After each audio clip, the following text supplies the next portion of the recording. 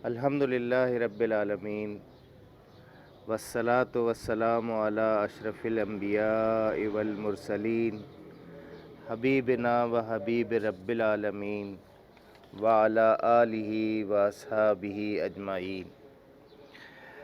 محترم حضرات، سورہ یوسف میں ہم حضرت یوسف علیہ السلام کا قصہ پڑھ رہے ہیں، اور اب تک ہم یہاں تک پہنچے ہیں کہ حضرت یوسف علیہ السلام نے ایک خواب دیکھا، اور آپ نے وہ خواب اپنے والد حضرت یعقوب علیہ السلام کو سنایا کہ 11 ستارے ہیں اور سورج اور چاند انہیں سجدہ کر رہے ہیں۔ حضرت یعقوب علیہ السلام نے اسے مستقبل کی پیشن گوئی سمجھا اس خواب کو، اور اپنے بیٹے یوسف سے کہا کہ اپنے بھائیوں کو اس خواب کے بارے میں نہ بتانا۔ لیکن بہرحال ان کے بھائی ان سے حسد رکھتے تھے، اور وہ یہ چاہتے تھے کہ حضرت یوسف علیہ السلام کے بجائے ان کو توجہ حاصل ہو، تاکہ مستقبل میں حضرت یعقوب علیہ السلام کے بعد جو رتبہ حضرت یعقوب علیہ السلام کو حاصل ہے وہ انہیں حاصل ہو۔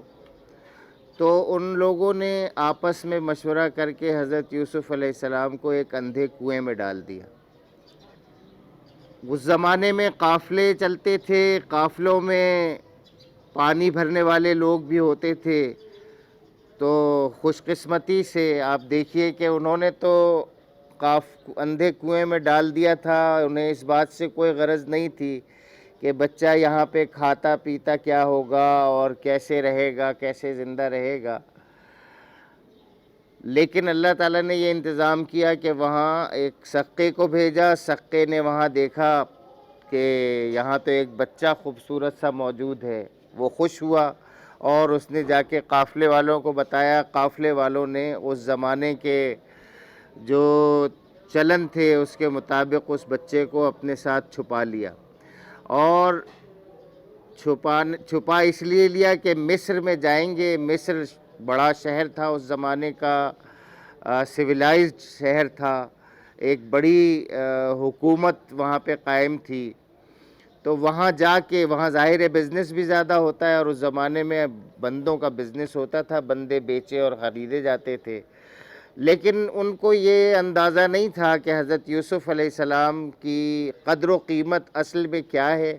ایک تو یہ کہ انہوں نے چوری کی تھی، سمجھیں، ایک بچے کو چرا کے لے کے جا رہے تھے، تو چوری کا مال تو ویسے بھی اونے پونے بیچا جاتا ہے، آج بھی بیچا جاتا ہے، اس زمانے میں بھی، تو وہ کوئی چند درہموں کی قیمت پر انہوں نے اسے بیچ ڈالا۔ اب آگے اس سے چلتے ہیں۔ قرآن مجید بتاتا ہے کہ مصر کے جس شخص نے اسے خریدا، اس نے اپنی بیوی سے کہا اس کو اچھی طرح رکھنا، بعید نہیں کہ یہ ہمارے لیے مفید ثابت ہو یا ہم اسے بیٹا بنا لیں۔ دو چیزیں اس نے اپنی بیوی کو اس لڑکے کو حوالے کرتے وقت کہیں کہ یہ مجھے مستقبل میں اپنے لیے فائدہ مند لگتا ہے، اور اگر یہ واقعی جیسا کہ میں نے سوچا ہے کہ یہ ہمارے لیے مفید ہو تو ہم اس کو بیٹا بنا لیں گے۔ آپ بتائیے، یہ انتہائی صورت ہوتی ہے کسی کو پسند کرنے کی۔ اور اسرائیلی کتابوں کے مطابق یہ بتایا جاتا ہے کہ جب بازار میں مول بھاؤ کر رہا تھا یہ شخص، تو اس نے بیچنے والوں سے پوچھا کہ یہ تو غلام تو نہیں لگتا، یہ تو تم اسے کہیں سے چرا کے لائے ہو۔ بہرحال اس نے، ان لوگوں نے کہا کہ نہیں نہیں، یہ ہمارا ہے، ہماری ملکیت ہے، اور اونے پونے وہ بیچ گئے۔ مصر کا جو شخص جس نے اسے خریدا، اسے قرآن مجید آگے کہتا ہے عزیز کے لقب سے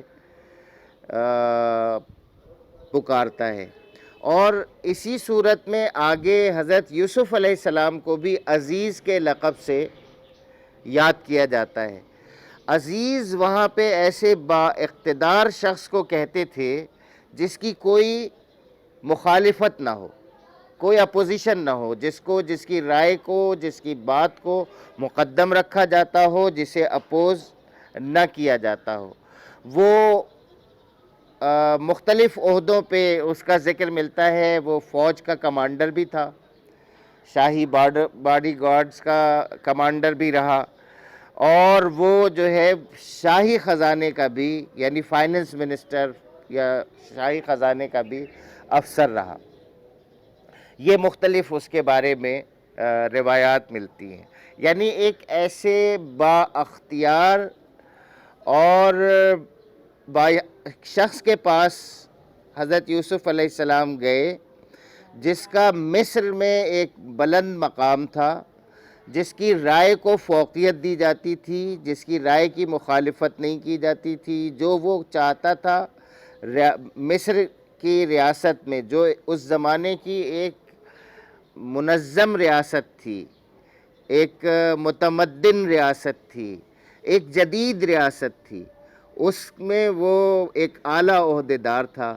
وہ لے کے جب اپنے گھر آتا ہے حضرت یوسف علیہ السلام کو، تو کہتا ہے کہ یہ مفید ثابت ہوگا ہمارے لیے، اور ہو سکتا ہے کہ ہم اسے اپنا بیٹا ہی بنا لیں. اور رفتہ رفتہ اس کا اپنے اس منہ بولے بیٹے سے، اس وقت حضرت یوسف علیہ السلام کی عمر 18 برس بتائی جاتی ہے، جوان تھے. تو رفتہ رفتہ اتنی چیزیں حوالے کر دیں کہ گھر کے سارے انتظامات اس سے بے فکر ہو گیا. وہ عزیز مصر، صرف اس کو اتنی فکر ہوتی تھی کہ بس جو کھانا اس کو یہاں آ کے مل جائے وہ کھانا کھا لیتا تھا. باقی کسی چیز سے اس کو کوئی غرض نہیں تھی. یعنی اس کو کوئی حضرت یوسف علیہ السلام کا صرف حسن ہی نہیں تھا، بلکہ حسن انتظام بھی ایسا تھا کہ عزیز مصر جیسا شخص بھی اس پہ کبھی کوئی انگلی نہیں رکھ سکا کہ یہ چیز ایسے نہیں، ایسے کر لو. ایسا ان کا حسن انتظام تھا. تو اور آگے ارشاد فرمایا، اس طرح ہم نے یوسف کے لیے اس سرزمین میں قدم جمانے کی صورت نکالی.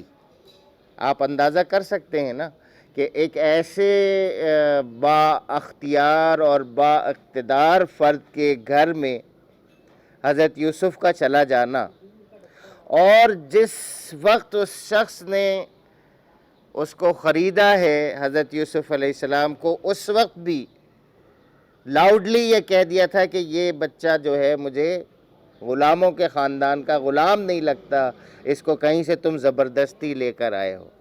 اور اپنے گھر میں آ کے اپنی بیوی سے بھی کہا کہ ہم اسے بیٹا بنا سکتے ہیں، یہ اگر ہمارے لیے آگے چل کے مفید ہوا. تو کتنی اہمیت اس کو مل گئی.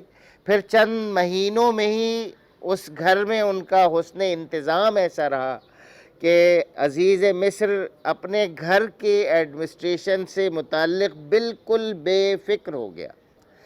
اب اس کا اگلا مرحلہ سنیے کہ اللہ تبارک و تعالیٰ فرماتے ہیں کہ اس سرزمین میں قدم جمانے کی صورت نکالی اور اسے معاملہ فہمی کی تعلیم دینے کا انتظام کیا.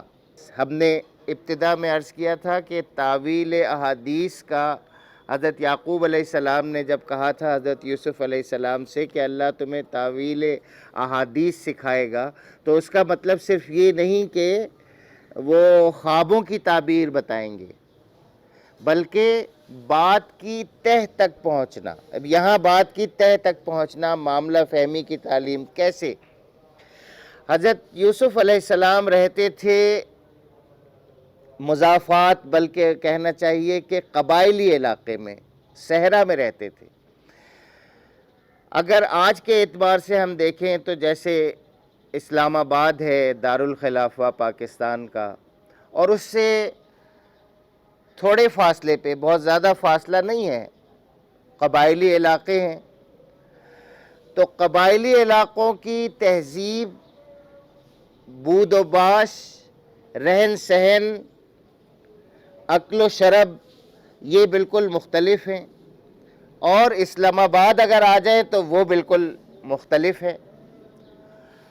تو وہاں کا جو بدویانہ طرز تھا، صحرائی طرز زندگی تھا، وہاں کا اٹھنا بیٹھنا کھانا پینا، اور حضرت ابراہیم علیہ السلام، حضرت اسحاق علیہ السلام اور حضرت یعقوب علیہ السلام کا جو تمدنی ورثہ تھا، جو مذہبی ورثہ تھا، جو نسلی اور نسبی شرافت تھی، جو صداقت تھی، وہ ساری ان کے کیریکٹر کے اندر تھی۔ اور کیریکٹر بنتا ہے یقین سے۔ جس چیز کا یقین دل میں بیٹھا ہوا ہوتا ہے، اس یقین کے مطابق ہمارے ہاتھ اور پاؤں اور زبان یہ ایکٹ کرتے ہیں، ایکشن ظاہر ہوتا ہے، عمل ظاہر ہوتا ہے۔ تو اس جسم پہ بھی انسان کے فکر کا اور اس کے قلب کی حالت کا اظہار اس جسم پہ، اس چہرے پہ بھی ہوتا ہے، جس کو سمجھنے والے نادان لوگ تو شاید نہ سمجھیں، لیکن جس کو سمجھنے والے جہاں دیدہ لوگ اس پرسنالٹی کو دیکھتے ہی پہچان لیتے ہیں کہ یہ کوئی چیز ہے، اور اس کے بارے میں فیصلہ کر لیتے ہیں کہ یہ اس سے معاملہ کیا کرنا چاہیے، اس سے بھلائی کی توقع ہے، خیر کی توقع ہے، یا اس سے شر کی توقع ہے۔ تو اتنی تربیت تو حضرت یوسف علیہ السلام کی ہو چکی تھی کہ وہ ایک مہذب اور متمدن اور مذہبی اقدار کے حامل نوجوان تھے۔ اب جو منصب انہیں دینا تھا، اللہ تبارک و تعالیٰ نے جس کام کے لیے انہیں چنا تھا، اس کے لیے کیا تربیت ضروری تھی؟ 18 سال کے بعد کنویں سے نکال کر صحرا میں پہلے بھائیوں کے ذریعے کنویں میں ڈلوایا، وہ سمجھ رہے تھے کہ مستقبل تباہ کر دیا ہم نے یوسف کا۔ اسی کنویں سے اللہ تبارک و تعالیٰ نے قافلے والوں کے ذریعے سے نکلوایا اور مصر میں ایک انتہائی با اختیار اور مقتدر شخصیت کے گھر میں پہنچا دیا۔ اور وہاں گھر میں نہ صرف یہ کہ اس گھر کے انتظام ان کے حوالے کر دیے، بلکہ اب آپ سمجھ لیں کہ اسلام آباد میں اگر کوئی فائننس منسٹر ہے، جیسے اسد عمر صاحب ہیں، ان کے گھر میں اگر کوئی 18 سال کا لڑکا ہے جس کے اوپر اسد عمر پوری طرح بھروسہ کرتا ہے اور سارا انتظام دیا ہوا ہے، تو وہاں میٹنگز ہوتی ہیں، روزانہ میٹنگ ہوتی ہیں، معیشت سے متعلق، معاشرت سے متعلق، سیاست سے متعلق، اسٹیبلشمنٹ سے متعلق، میڈیا سے متعلق، کس چیز کے بارے میں وہاں گفتگو نہیں ہوتی، اور حضرت یوسف علیہ السلام وہاں پہ موجود ہیں۔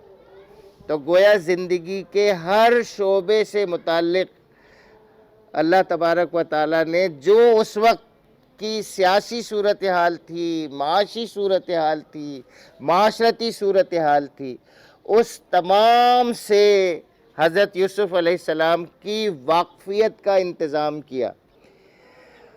آپ کو معلوم ہے 18 سال 17 سال کی عمر میں ہی لوگ یونیورسٹی جاتے ہیں اور پولیٹیکل سائنس اور اکنامکس میں 3 سال 4 سال تک کی ماسٹرز کی تعلیم حاصل کرتے ہیں، سوشیولوجی میں جاتے ہیں تو وہاں تعلیم حاصل کرتے ہیں۔ لیکن یہ ساری تعلیم کیا تھی، کیا ہوتی ہے؟ یہ محض تھیوریٹیکل تعلیم ہوتی ہے۔ اس کے بعد بھی ضرورت ہوتی ہے ہر شعبے میں کہ وہ جا کے کسی جگہ پریکٹیکل کرے۔ ڈاکٹر کو بھی جب سند مل جاتی ہے تو ہاؤس جاب کے لیے اس کو لازماً کچھ عرصہ گزارنا ہوتا ہے۔ اسی طرح سے انجینئرنگ کی تعلیم جو حاصل کرتا ہے وہ ٹرینی کے طور پر جاتا ہے اور مستریوں کے پاس جا کر سیکھتا ہے۔ تو یہ تو ہوتی ہے تھیوریٹیکل تعلیم، لیکن جو تعلیم اللہ تعالیٰ نے بادشاہت کی، حکومت کی، معیشت کی، سیاست کی، حضرت یوسف علیہ السلام کو تعلیم دینے کے لیے بھیجا، وہ بالکل عملی انسٹیٹیوٹ تھا۔ وہاں تھیوری نہیں تھی، وہاں عمل تھا، پریکٹیکل تھا۔ ساری روزانہ کی گفتگو، روزانہ کے ایشوز، اس کے بارے میں مقتدر حلقوں کی آراء، مقتدر لوگوں کی رائے، پھر فیصلے، جو کچھ راتوں میں طے ہوتا ہے، ہمارے اشرافیہ کے گھروں میں ہمیشہ سے وہی ایوانوں میں آتا ہے اور وہی آرڈیننس بنتا ہے، وہی قانون اور آئین بنتا ہے۔ تو یہ تعلیم اس طرح سے حضرت یوسف علیہ السلام کو اللہ تبارک و تعالی نے تعویل احادیث سکھائی، اور اللہ اپنا کام کر کے رہتا ہے۔ وَلَكِنَّ أَكْثَرَ النَّاسِ لَا يَعْلَمُونَ، مگر اکثر لوگ جانتے نہیں ہیں۔ اور جب وہ اپنی پوری جوانی کو پہنچا تو ہم نے اسے قوت فیصلہ اور علم عطا کیا، اس طرح ہم نیک لوگوں کو جزا دیتے ہیں۔ یہاں ہم ختم کرتے ہیں، کل ہم کچھ اور اس پہ بات کریں گے قوت فیصلہ اور علم کے حوالے سے۔ اور یہاں یہ بات ہم پہلے سے ذکر کر دیں کہ یہاں پہ عزیز نے اپنی بیوی کے حوالے کیا تھا، تو اب آپ سمجھ سکتے ہیں کہ حضرت یوسف علیہ السلام کی عمر تو 17-18 برس تھی، اور عزیز مصر جو اس وقت وزیر تھا، ایک مقتدر شخصیت تھا، اس کی عمر 35-40 سال، اور اسی کے آس پاس اس کی بیوی کی بھی عمر رہی ہوگی۔ اور بیوی سے کہتا کیا ہے وہ کہ بیٹا بنا لیں گے، یعنی اس کا پہلے دن سے جو رشتہ قائم کرتا ہے وہ بیٹے اور ماں کا رشتہ قائم کرتا ہے۔